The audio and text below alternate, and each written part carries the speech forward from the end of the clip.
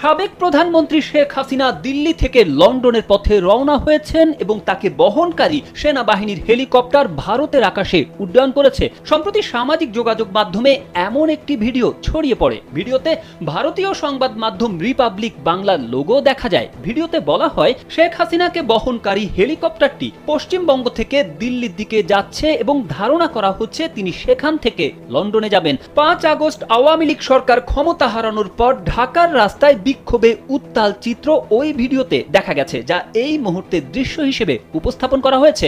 রোববার rumour scanner টিমের অনুসন্ধানে দেখা গেছে, সামাজিক মাধ্যমে ছড়িয়ে পড়া ভিডিওটি সাম্প্রতিক নয়, বরং 2024 সালের 5 আগস্ট প্রকাশিত পুরনো ভিডিও। এটি ভারতীয় গণমাধ্যম রিপাবলিক বাংলার ইউটিউব চ্যানেলে দিল্লি হয়ে লন্ডনের পথে শেখ হাসিনা শিরোনামে প্রচারিত প্রতিবেদন থেকে নেওয়া।